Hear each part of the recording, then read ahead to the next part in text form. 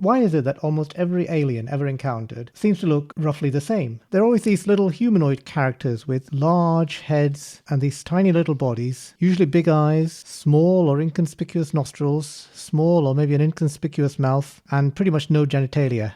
Maybe tiny hands and tiny little feet. Why is it that this model of alien seems to be so consistently conserved across nearly all sightings? Maybe there's some minor differences, like, sometimes they're a little bit taller than this, or sometimes there's no mouth, sometimes there's a bit of a mouth, but generally they're more or less the same. Why is that? Now, there could be an answer, once again lurking in the fourth dimension. And as always, I like to imagine the interaction that we could have with 4 dimensions by creating a 2-dimensional world for us as 3-dimensional beings to interact with, and then extrapolating back upwards to try to gain an understanding of what our interaction might be like with 4-dimensional worlds. So here's a 2-dimensional world. Let's leave this chap here for now. And on this world, on a nice, bright, sunny day, there is, having a stroll, a woman. Let's draw her fairly large, and she happens to be pregnant. I'm going to give her a shock of hair going over at the back, and she's going for the stroll in the sunlight, and in front of her there's a cardboard box. She doesn't know what's inside the box, but we know, because we can see it clearly, that there is indeed a cup within the box. Now, you'll remember from previous videos that she can see with eyes like we can, but we can't put eyes inside her head like we would do with cartoons, because in this 2-dimensional world where she is reliant on light coming in just from her 2-dimensional plane, these eyes will receive no light. So any eye that she has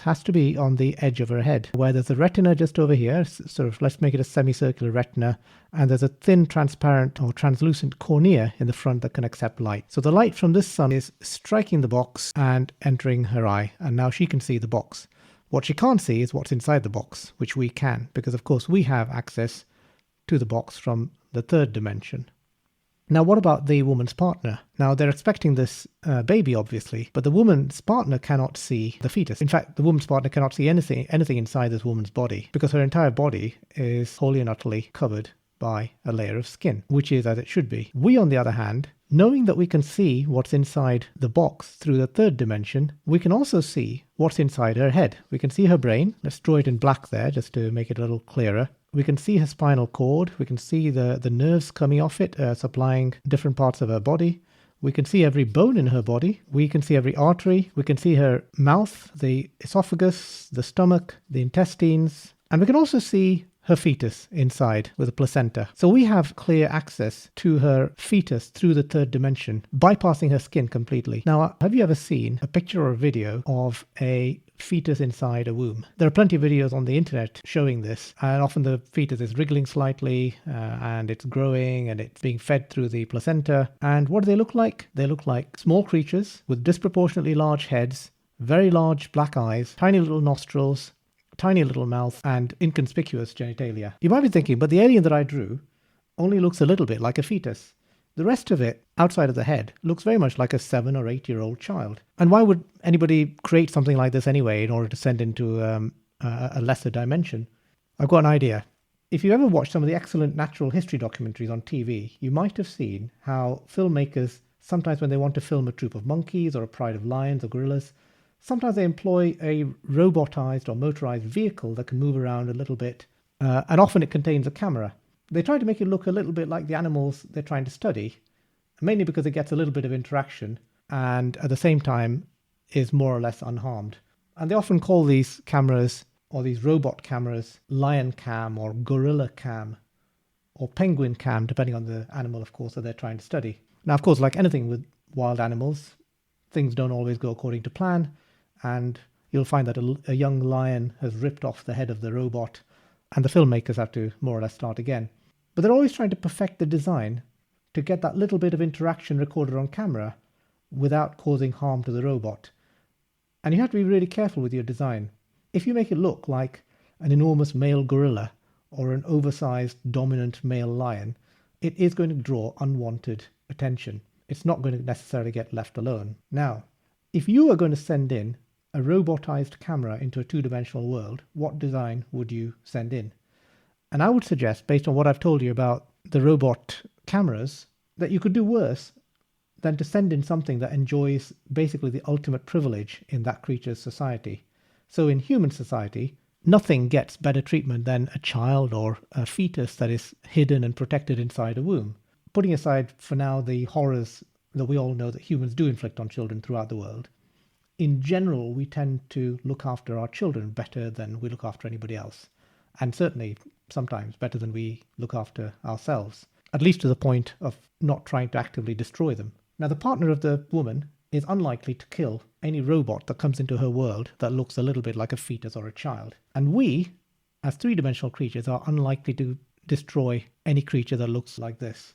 A bit like a child, maybe a little bit like a fetus. But then why is that creature so imperfect? Surely a four-dimensional creature researching the third dimension would have such perfect views of our fetuses that they could make more or less exact replicas. And there could be many reasons for this. One reason could be that they've figured out that for us to see a wet fetus on the floor would utterly spook us out and be an ineffective deterrent to an attack. Maybe they're not that good at making things that look exactly like us. Maybe to them, all humans look more or less alike. A bit like to us, baboons look more or less alike, and lions kind of look more or less alike, unless you really get to know the pride better, and then sometimes you can tell one lion from the other. And another reason is maybe they don't need these things to look perfect. They just need them to look just childlike enough that they don't get attacked. And it may be that after a lot of experimentation with different models over the millennia, maybe this is the model that has best stood the test of time, having never really sustained any serious assault. And of course, the reason then that these things have no genitalia is basically that they were never really intended to breed. And in fact, it's probably not possible to breed them. They're probably not even what you or I would call alive. Like the lion cam and the penguin cam, they're probably soft robots sent in with hidden detectors and recorders, beaming information back to their makers. And of course, their makers, if they're not in this dimension, receiving the information through the fourth dimension, and we, of course, would never get wind of this happening. Now, I keep talking about four-dimensional beings, and I will show you in a different video all the various ways that a four-dimensional being or structure, or maybe a civilization, might manifest in our world.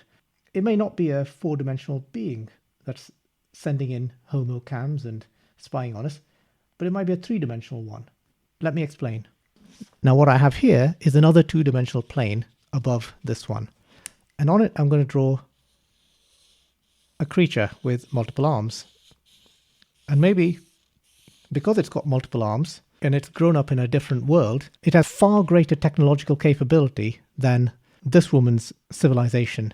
And from this other two-dimensional world, it has managed to find a way into the third dimension to be able to send signals across to this dimension here, which it doesn't necessarily want to visit, but it does want to study and interact with. If it can send electromagnetic signals that are able to traverse the fourth dimension, maybe it can also send matter in the form of these soft robots.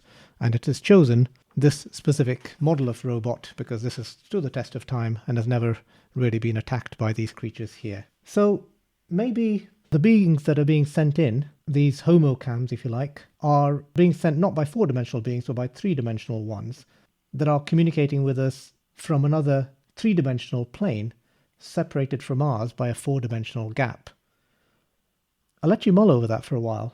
For now, I'd greatly appreciate it if you give me a little thumbs up. They tell me that it improves the channel's standing in the YouTube's algorithm. And of course, I'd be delighted if you subscribed and stay tuned for more videos. For now, that's all.